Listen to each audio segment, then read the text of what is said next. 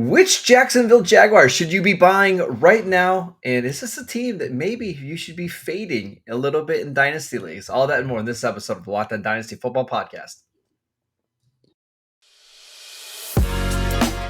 You are Locked On Dynasty Football, part of the Locked On Podcast Network. Here are your hosts, Mosher and Kate Magdziuk. Today's episode is brought to you by Blue Nile. Make your moment sparkle with jewelry from BlueNile.com, and Locked On Sports listeners get 50% off purchases of $500 or more. This podcast exclusive includes engagement. Go ahead, use promo code Locked On at the checkout. Welcome into the Locked On Dynasty Football Podcast, everybody. I am Kate Magdziuk. You could follow me on Twitter at FFBallBlast. And as always, I am joined by my fantastic co-host, Mosher. You could follow him on Twitter at Marcus_Mosher. We are continuing on with our team breakdowns, buys, sells for your dynasty rosters.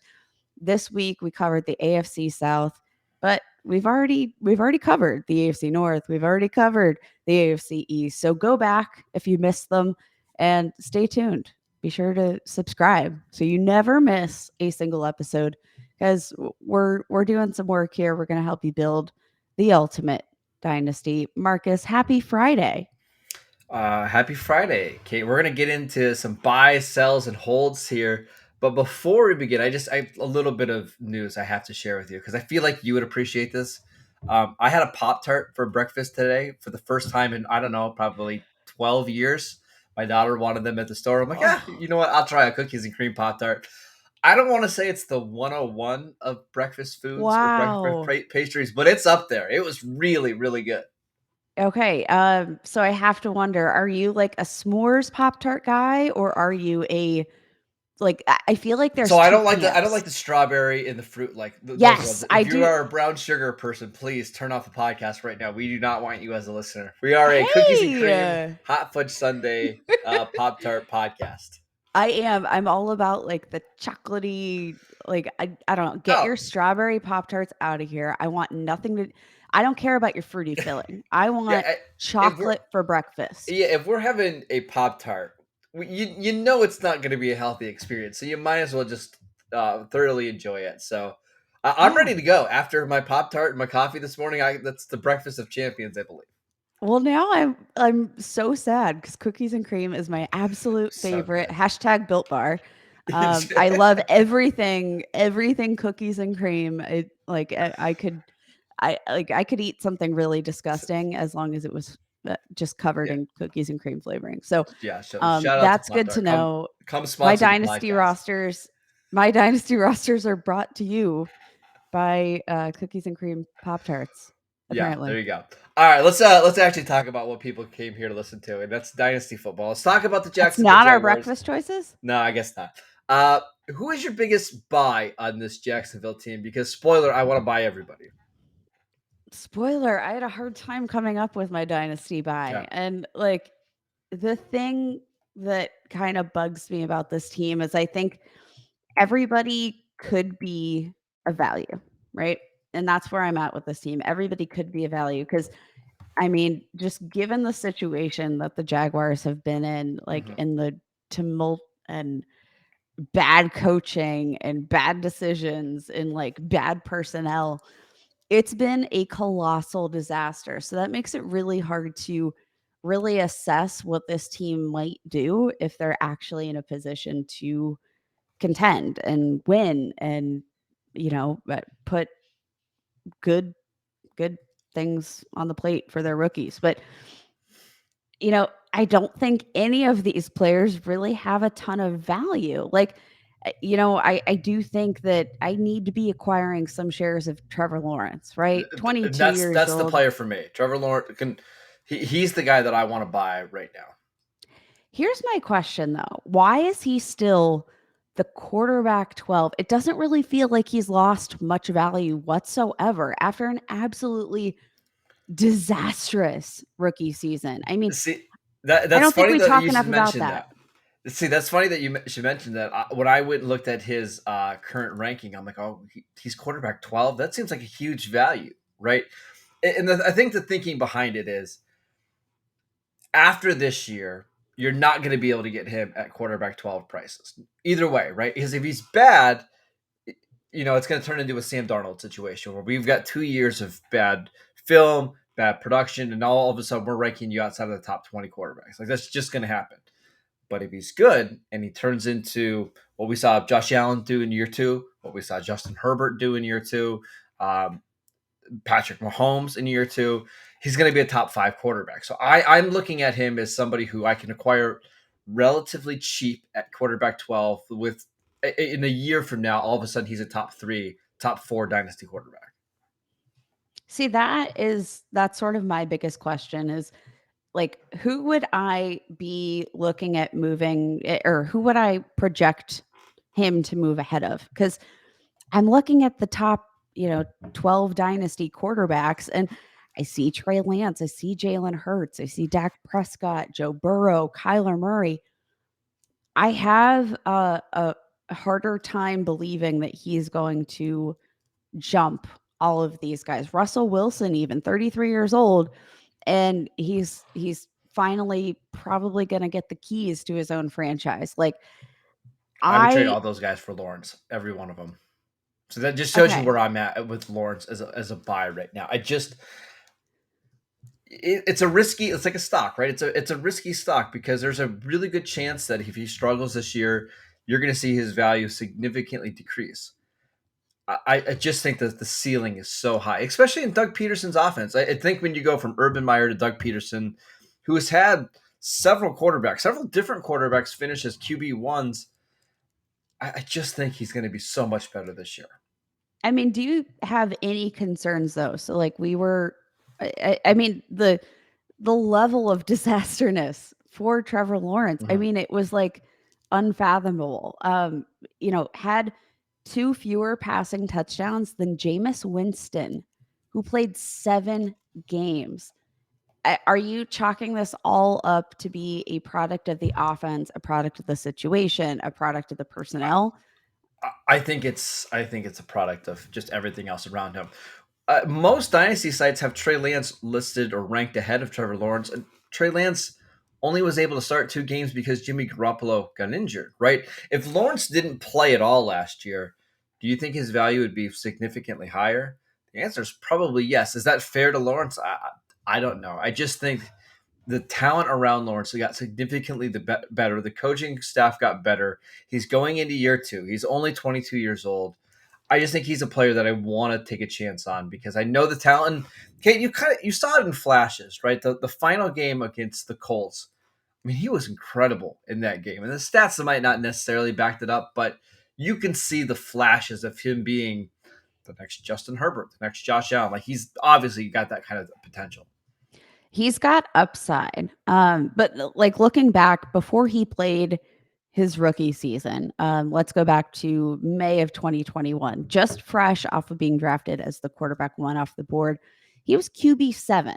And, again, the guys ahead of him, Patrick Mahomes, Josh Allen, we know they're sticking there, right? Justin Herbert ahead of him. Kyler Murray, Lamar Jackson, he's the one that's fluctuating a little bit. Dak Prescott, again, one of those ones that have fluctuated a little bit. But honestly, the quarterback ADP has not really shaken up much over the past year. So for Trevor Lawrence to have only dropped QB7 down to QB12 after that season, I don't really think you're getting as much value. But I do agree. I mean, Trevor Lawrence, the prospect, you've got to buy in and you've at least got to get a couple of shares on your dynasty rosters because the upside's there. But I do think that there's probably more value to be had in a guy like Zach Wilson, who also didn't have a fantastic rookie season, just because the cost is so much lower. And I think, especially in this rushing QB age, I think there's a lot of depth at the quarterback position. And, I think a lot of these guys, even if it's not fancy on the field play, I think that when it comes to your dynasty roster, you're able to construct a roster, even if you're playing with guys that are maybe lower end QB1. Because I just think Patrick Mahomes and Josh Allen, those are the only guys that are going to win you every single week. And that's probably going to stay right around the case. But I think everybody else, like, are you going to have preferences? Yes, but I don't know. I just feel like there's so much potential for fantasy points from all of these quarterbacks where I don't know. I started this off saying that I wanted to buy Trevor Lawrence, and I feel like I didn't. You didn't do a good job of convincing yourself. No. Uh, Uh, go out. I would go out and do this. I've got a lot of faith in the player. I got a lot of faith in Doug Peterson. do And you again, think they've it's QB12. upgraded the offensive weapons as much as you would Yes. have liked to see? Because Uh, Travis Etienne will get him back this year. Christian Kirk, Marvin Jones, Zay Jones, Evan Engram. it's at least a competent wide receiver core compared to what we saw last year, where DJ Chark was out. They were running out. I mean, you look at their leading receivers last year, Kate. Laquan Treadwell, Tavon Austin, Jamal Agnew, who was a special teamer before this year. Like, it's not great. 100%. I think there's been a significant jump, but when you're comparing the Jacksonville Jaguars wide receiver core to literally pretty much any wide Fair. receiver core in the NFL, it's still It's one of average the at best. worst. Yeah, I would say at the very best it's average, but I think it's a competent group of guys that you can put out there. Now, if you've got Christian Kirk playing in the slot, Marvin Jones is on the outside, and you kind of rotate in Zay Jones, who had a nice season last year, it's at least guys that have made plays in the NFL before, weren't considered massive busts. So I'm buying Trevor Lawrence. I want to hear about your buy in just a second. But before we do that, I want to tell you guys about Blue Nile. If you're looking for fine jewelry for that special woman in your life, but you're having trouble choosing, Blue Nile has jewelry experts on hand 24/7, available via phone or chat. And you can help, they'll help you find a gift at every single budget. You can make your moment sparkle with jewelry from BlueNile.com, and Locked On Dynasty listeners will get $50 off purchases of $500 or more. This podcast exclusive includes engagement. Blue Nile has simple online tools that let you choose the diamond shape, size, and clarity, as well as the setting style. Blue Nile will then handcraft a perfect engagement ring, and each ring is one of a kind. Use promo code Locked On. That is promo code Locked On, and to get it. $50 off, 500. Plus, every single order is insured. It ships free, and it arrives in a discreet packaging that won't give away what's inside. Go to BlueNile.com today to get, again, $50 off, 500. All right. Do you have a buy that you want to mention? Because I kind of took up with that whole segment talking about Trevor Lawrence. Well, if you'll remember back, Trevor Lawrence was technically my buy, even though That's fair. I Do you didn't want to do a move on good to job sells selling then? it. I think I'm gonna do a sell. So again, here's the issue with this team for me. It just kind of comes from like how much value is there to be gained from these players, even if they play at their absolute best this season. And that's why I feel like I'm more so in a holding pattern with most of these guys. But my sell, I'm gonna roll with Evan Engram, who Mm, I'm not sure mm. how you're feeling about, but I do think you should sell for what you can to anybody who's just kind of hoping that he's going to regain some value in Jacksonville, maybe get a nice second contract. He's 27 years old, which tends to be like that kind of ripening age for tight ends. That could be when he comes into his prime, but we saw his best season as a rookie. And literally since then, it's just gotten kind of worse and worse and worse and worse every single year. And again, going back to the offense, like yes, not an ideal situation there with the Giants. Not surrounded by great weapons, not with the right quarterbacks. Like it's just been kind of a hodgepodge. Honestly, kind of reminding me of what the Jacksonville Jaguars have been going through.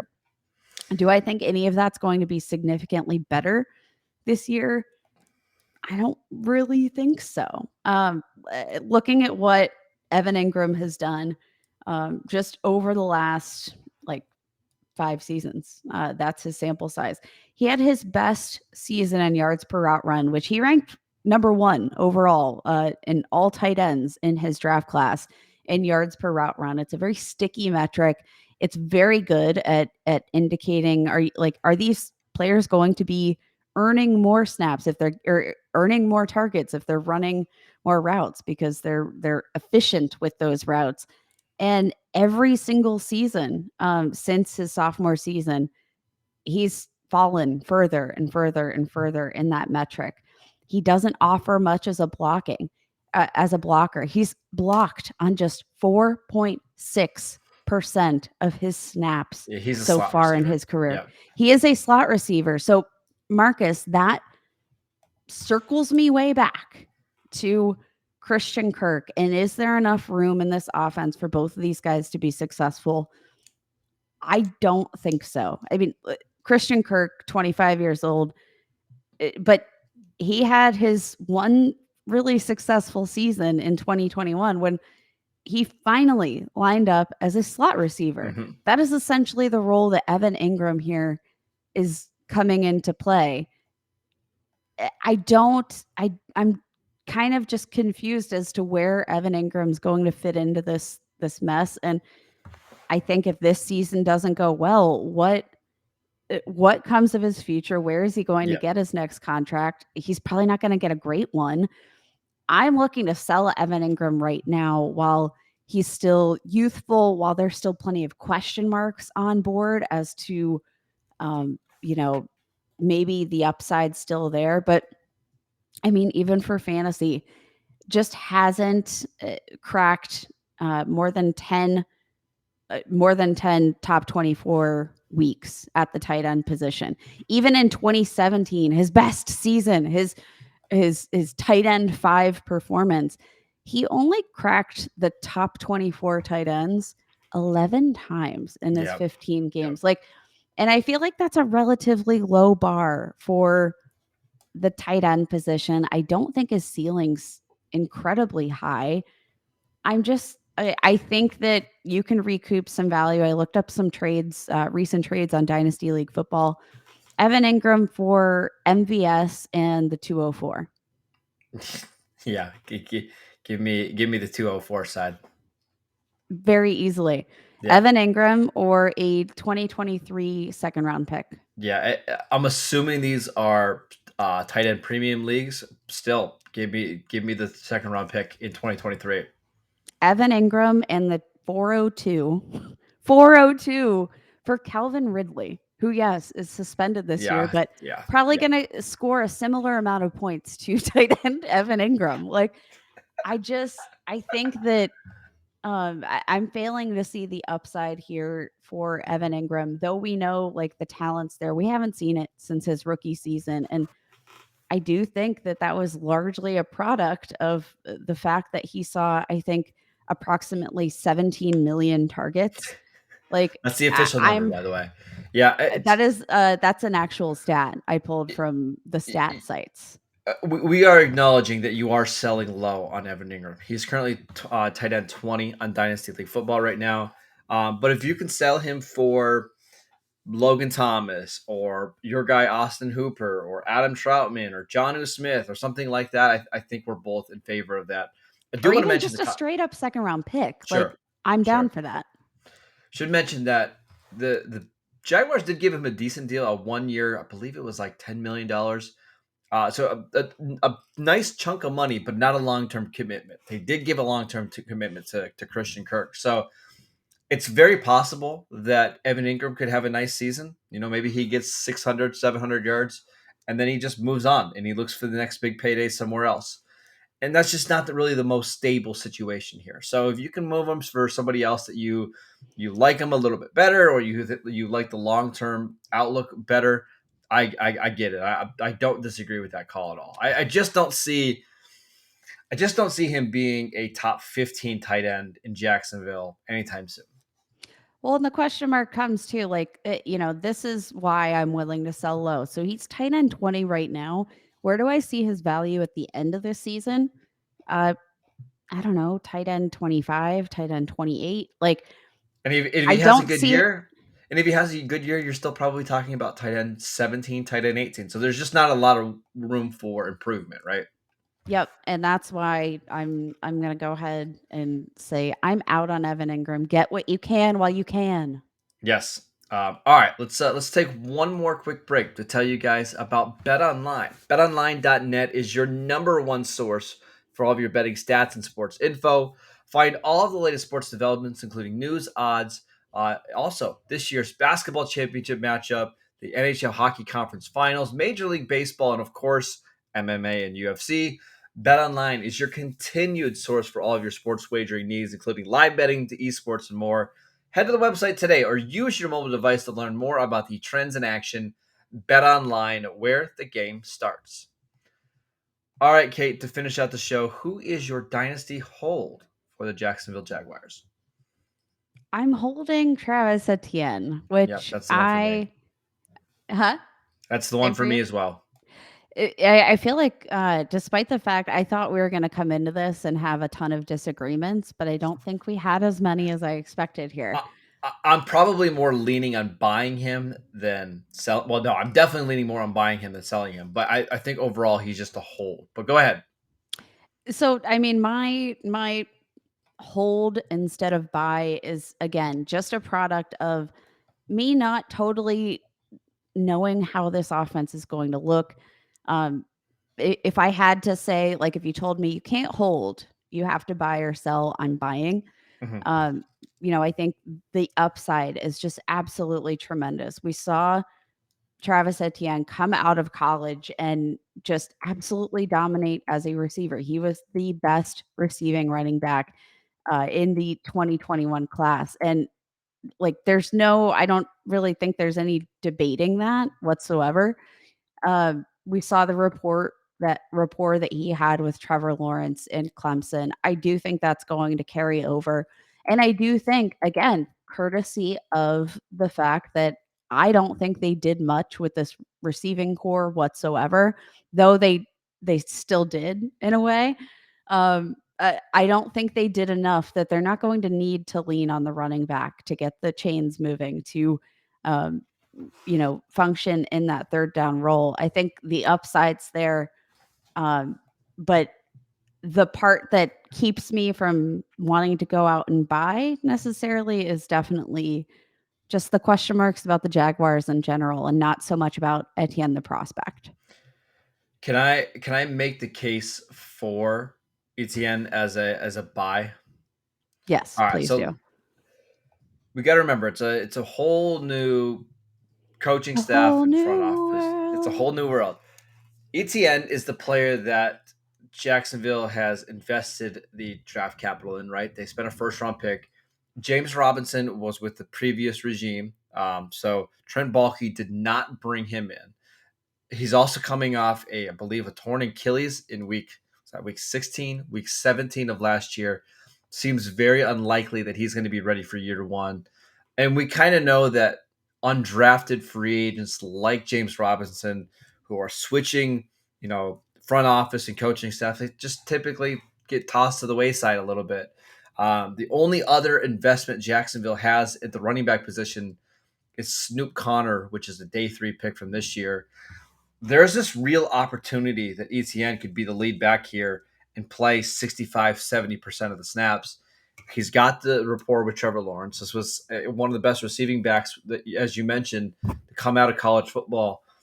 And we know that Doug Peterson loves to throw running back or throw the ball to the running backs out of the backfield. So there's a chance that he's getting 75, 80 targets right away as a receiver and being the lead back and being the goal line back. And it's only costing, he's RB 18 on Dynasty League football right now. He's one of the few running backs in that range that has legit 3 down potential, and is only 23 years old. I'm leaning towards buying him. Saw a 12.2% target share throughout his college years in Clemson. That ranks in the 87th percentile among running backs. Very high target share. And I think he earned those targets. I definitely think there's potential. And looking at those being drafted around him right now, I do think that perhaps he has the most like unlocked upside. Another guy that is in that range that I would take over him at this point is Aaron Jones, even though Aaron Jones is an old man. Mhm. But just because we know like the touchdown dominance, we know what Aaron Rodgers does, even when he has no wide receivers. Um, like that's one of these guys that I'll take above him. But maybe I will. Maybe I will buy uh, Travis Etienne this weekend. Send out some offers. What am I going to have to send out in my dynasty leagues to to get Travis Etienne? What's the most you're willing to pay?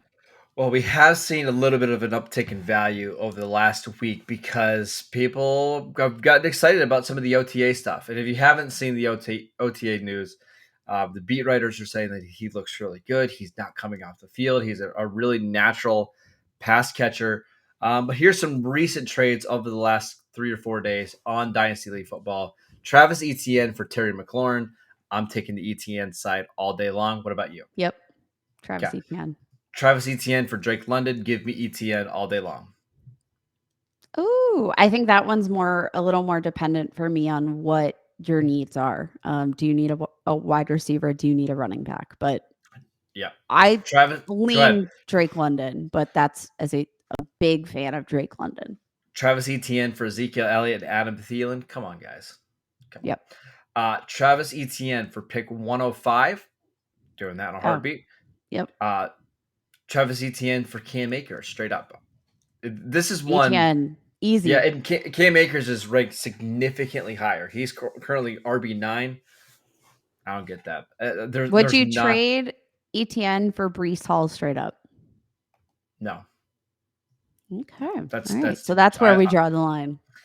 Yeah, and Dalvin Cook, Derrick Henry, Joe Mixon, those guys all I would take over ETN. But once we get into the Kenneth Walker, Saquon Barkley range, yeah, that's where I'm perfectly content taking ETN and taking the upside there. Beautiful. I love it. Okay. So we're kind of on the same page. Again, I thought we were going to come in here. Punches would be thrown. I didn't know what to expect. I think I'm a little bit more optimistic about this offense, but I think we have the same idea when it comes to the players and which ones to buy and which ones to maybe avoid. I think that's fair. There you go. I believe in Doug Peterson. If anybody can turn this team around, it is going to be Doug Peterson. So have at it, my man. And like, let's see what you can do. I just wish they would have given Doug Peterson just some better pieces to play around with. But this is a long-term rebuild, right? I think they know, like, did they overpay for Christian Kirk? Yes, they did. I mean, everybody knows that. The best paid slot receiver in the NFL. Yeah, but is he an upgrade over what they had last year? Absolutely. And that's the most important. I think like next year, you'll see that be the year they draft a receiver high. Maybe that's the year they try to go out and get like a true number one outside guy. Or maybe they'll trade a pick for an outside guy that can help Trevor Lawrence in one-on-one situations. But I think they just needed to get their offense back to being competent. And I think signing guys like Zay Jones and Christian Kirk and doing things like that allow you to do that. So I think you're going to see a significant jump from what we saw Trevor Lawrence in the offense look like last year, but the biggest jump will come in 2023 once kind of everything is settled and the talent's actually good. All right. Let's see how this rolls, baby. All right. That is it for today's show. Thank you guys for tuning in. We want to thank you for making Locked On Dynasty your first listen of the day. Now make Locked On NFL podcast your second listen. Our national NFL experts and insiders keep fans dialed in with the biggest stories and the latest news from around the league, because an offseason doesn't equal a break in the action. Follow Locked On NFL every day on the Odyssey app, YouTube, and wherever you get your podcasts. You can check our show out, Google Podcasts, Apple Podcasts, on YouTube. You can follow the show at Locked On Dynasty. You can follow Kate at FF Ball Blast. I'm at Marcus_Mosher. Enjoy your weekend, everybody. Eat a Pop-Tart, and we'll see you back here on Monday.